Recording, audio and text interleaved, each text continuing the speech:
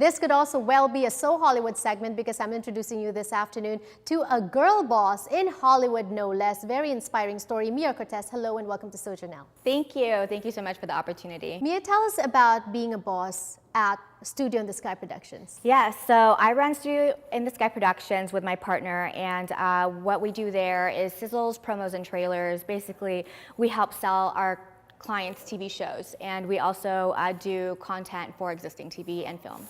And it must be fun doing that, but I know that I've done a little bit of research on the company. You have a high success rate. So say, for example, what they do, just to simplify it for our viewers, the very main thing that you do, if I have an idea for a show, in order to pitch it to be picked up by any network or station, I come to you to put my ideas to life in a sizzle, so people will see what I mean. Is that right? Yes, that's right. So ultimately a sizzle, think of that as like a trailer for something, for an idea where you're trying to pitch it to a network. And ultimately that is going to be the asset that helps the buyer, the network, or the station visualize it a little bit better if it was greenlit to series. And you have pretty big clients. Yeah. And a high success rate. Okay, name drop.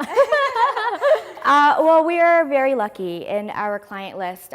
We've established relationships with a few different development teams at Lionsgate, MGM, Rogue Atlas, All3 Media, NBC. So our client list is extensive, and we're very grateful and lucky for that. And you're being very successful. You've only had the company for about 3 years. 3 years. Yeah. It wasn't always that way with you working behind the scenes because you were once a talent working in front of the camera. I was in front of the camera. So in a different life, I was a dancer. I was a professional dancer in Hollywood. I studied jazz, lyrical contemporary, even tap, hip hop, but I came to LA actually as a dancer on a show on MTV. So that was my first gig, I guess. We are in Hollywood and everybody comes here to be a talent, really. A lot of people aspire to be actors, actresses, performers, dancers, choreographers. What was it for you? What made you, and you were doing well. Yeah. What made you decide to transition into something more, shall I say, corporate, more business, more? I think for me, it was a bit of serendipitous timing. I was booking as a dancer and doing some great projects. I guess I never really thought through like my entire career as a dancer, and just so happens that I had a friend who was a PM who asked me to help him on his show. And so while I was on that show, I actually kind of started falling in love with production, and even as a dancer, you know, I had always really respected and admired the people behind the scenes. So I think there was always a bit of that also in me.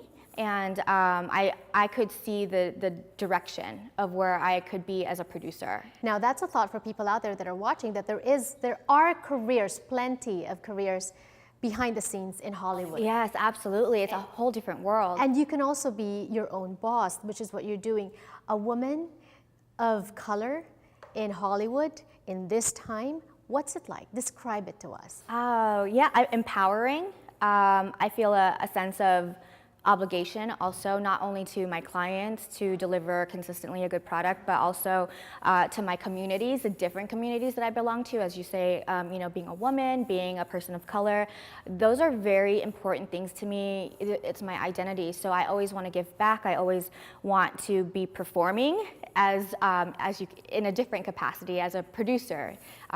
Just really well, you know, to make sure that we're consistently doing our best. And we should thank you for really representing well for the Filipinos out there. She's fresh from speaking at different panels at the NAB in Las Vegas. And so what would be your advice to people out there, whether they want to be a talent, they want to transition, maybe going through the different stages in your life that you've gone through? See what you can envision yourself in each path. Like that's what helped me truly decide what I wanted to do. As a producer in that realm, I could very easily see my path in that, and so that's what really helps me decide. And I think that's envisioning it, trying to envision that.